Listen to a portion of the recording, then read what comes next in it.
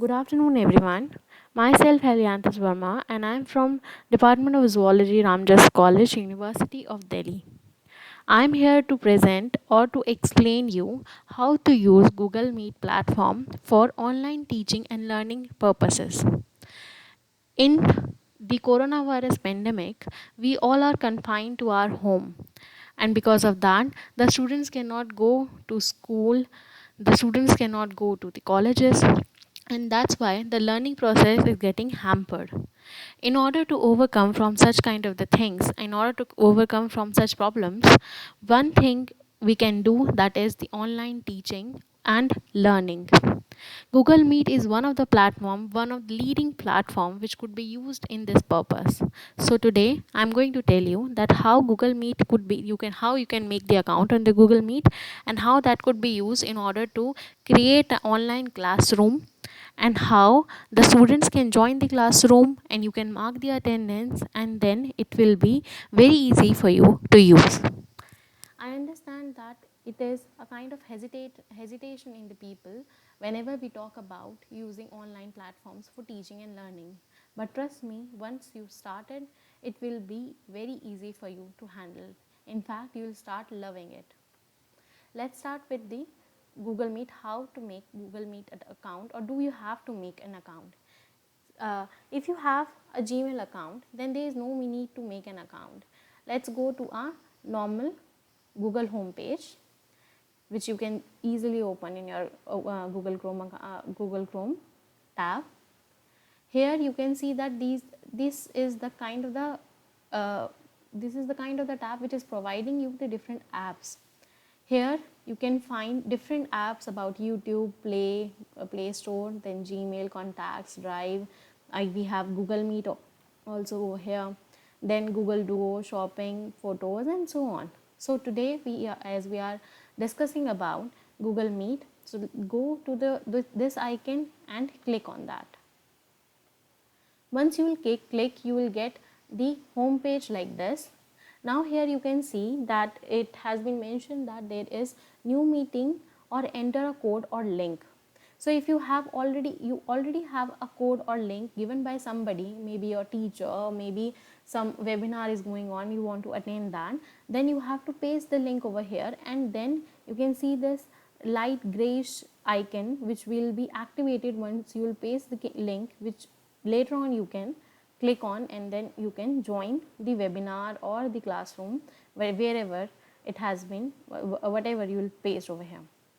In order to create a new meeting, if you are a teacher or you are the one who is organizing a webinar or something, then you have to click on this one to create a new meeting and send the code to the others so that they can join and they can be a part of it. Let's click on this. Here it is providing you 3 different tabs: get a meeting link to share, start an instant meeting, schedule in Google Calendar. So for this, the get a meeting link to share, that you will simply get the link and then you can of course create it, and then you can send it to the students or the participants. The next is the start an instant meeting. If you want to start a meeting right now and you want that people should attend it, or if it's your classroom and you just forgot to schedule your class, in that case you can just start an instant meeting, send the code to your students, and then ask them to join, and then start your class. And if you know that your class is going to be happen, or you have to take a class tomorrow at 11 a.m. and you want to schedule a meeting in advance so that your students should know that they have to join or they'll be ready, so that they will not get escaped by just saying that ma'am, we don't know where we just forgot to join, or we just forgot that it was about to go, or something like that. In that case, you should schedule in Google Calendar in advance. So let's learn how to schedule in Google Calendar. It's a bit tricky compared to the instant meeting. Schedule in Google Advance. Here you can see that we have an option add title. Here you can add the title of your class. Say it is an animal biotic class. It's a theory class. And you can also write the information about the class or the student the class from which the student belongs. So let's say life science, third year. Okay, now we have options that when the class will start. So here you can see that when you will click on this, you can select the date, say it is 11th of August, and you will start the class from, not of course not from 12 a.m. from 11:45 p.m. No, 11:45.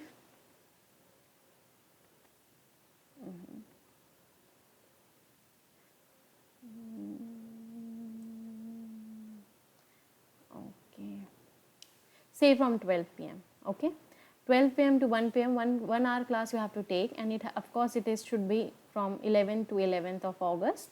Then if you want, if your class is in on every Tuesday or on every the same day of the week, then you can just put weekly on Tuesday, because the 11th of August is Tuesday. So you can just Google Calendar, you don't have to put it every week. It will always show you week after week. So just put weekly on Tuesday, and then it is showing you that the notification will be shown to you, and some other information, that the admin name or something like that. You don't have to touch these things much. Now you can say that join with Google Meet. Yes, you want to join this with Google Meet, but because you don't want to join it right now, so you just have to cancel it right now. Okay,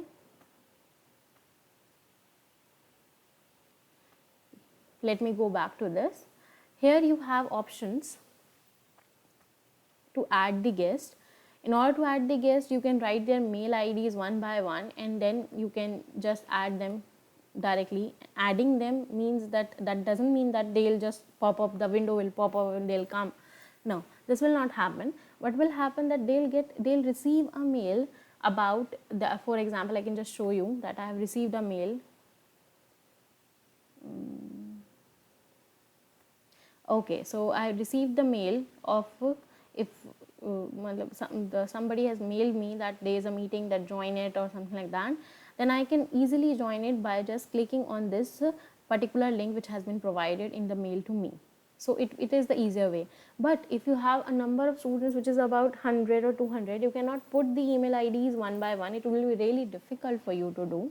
In such case, what you can do, instead of adding the guest one by one over here, you can just copy the link which has been provided over here, and then just send it to the WhatsApp.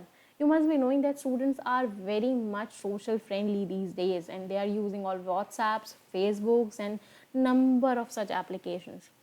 So if you'll send it to one of them, class representative, one of the student, the responsible one of course, then the student will definitely transfer it or share it on the common group of the students, from which they can easily join it. So you don't have to go with in hassle things that you have to put all the emails and everything. You just can go with this. So then you have to just save it, and then your Google Calendar is showing that on 11th of August you are having an animal biotech class, which whenever you will join, then you will whenever you want to join, you just have to come back to your Google Calendar, or you can click on the link or something like that. It will be really easy for you to join, and it will be easy for them to be a part of it. Now let's see that in a new meeting, if instead of scheduling in the Google Calendar, if we can start an instant meeting. So you just do it.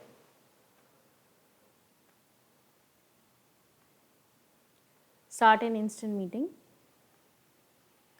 So the meeting is ready, and here is the link of the meeting which has been provided. And if you want to join your students or somebody else, and if you want to talk to your friends or something like that, simply just copy it and paste it to the group, common group, and they'll just click it, and then of course, if they are using the mobile, they should have the Google Meet application installed in that. But if they are using the laptops, there is no need. The web application work very fine. So if I'll go to join now, then this has, I've just joined the meeting. Here you can see that there is a microphone, a video which I have there switched off. Then it is talking about the meeting details, because I have not given any title to the meeting which I was supposed to give before. Then this is again the link which I can provide to the people. Here is the list of the people who has joined the meeting. There is no one except me right now. If I want to add more people, then I can add by doing this, as I mentioned earlier. So here even after even starting a particular meeting, I can add the people and I can ask them to be a part of it. If I want to, on the other hand, if I want to present, now this means that I am interacting with students via video, but I want to present my screen. For example, I have a PPT, I have a presentation, I want them to see that and I want them to follow that. In order to do that, I can use this particular icon, and using this will result into, there are three options available: your entire screen, a window, and a Chrome tab. So I preferably choose either your entire screen or a window. Then it will again ask me, this is, it will look like, okay, share. So I have started sharing my presentation with other people, however there is no one. So you can just see that Google Meet, I can just make a presentation, I can use some kind of the presentation, and I'll keep on presenting, I'll keep on showing my screen, and then the students will learn or will follow me. I can stop sharing, and then again this will normalize. The next thing, the most important, another important thing which I want to mention over here is the Google Meet attendance. Google Meet attendance is very much important when you are taking the class. Why? Because Google Meet attendance helps you in order to track that how many students attended the class and for how much time. Because sometimes what happens now, that they join but they generally leaves very early, so that they'll by thinking the teacher will not get we'll get the attendance, but Google Meet attendance even count for minutes or seconds, that how much minute or second a student has attended a class. So for that, for enabling that Google Meet attendance into the Google Meet, what you have to do is type Google Meet attendance extension on the Google Chrome. Here you will get this tab, Google Meet attendance, Google Chrome. Click on that. I've already although installed it, but okay, it is already been installed, or it has already been attached with my Chrome account. But instead of that, you would have got that you want to join it with or you want to attach it, or extension, add the extension, something like that. I don't remember exactly. So you just have to click that and it will install kind of, and then it will ask one more things to you, and then you have to just click on the add extensions and everything. Afterwards you will be getting, you have to check for the extension from here on the taskbar. Yeah, just see over here that if I'll just click on this, then it will show you the different extensions we have, and in general it will show you Google Meet attendance like this. For example, I'm just again showing you, once you will install it or you will attach this extension, you have to go to this flower kind of thing, and it is showing the extension. Then you will find Google Meet attendance in this, but it is enabled, it is disabled. So you have to enable it. To enable it, you just have to click this pin extension. Now this right kind of sign, which is the logo of Google Meet attendance, is enabled over here. Now what I mean is that you will take any Google Meet attendance, you will take any Google Meet video or audio, or you'll take any kind of the webinar or something like that. It will mark an attendance of all the attendees by providing you the information of how much time they were available. For example, let's start an instant meeting again.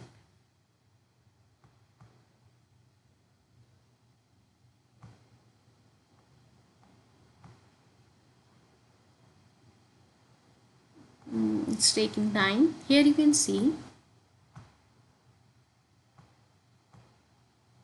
okay, here you can see that there is an extension, class list has been provided. This is from the Google Meet attendance, which was already present in my previous video when I was trying to explain you about this. But you have, when you install it, then only it will be available. You install Google Meet attendance, then it will be available. So you have to see this settings, and in settings generally what happen now, you will get this kind of the window in which there is no tick on any of the options.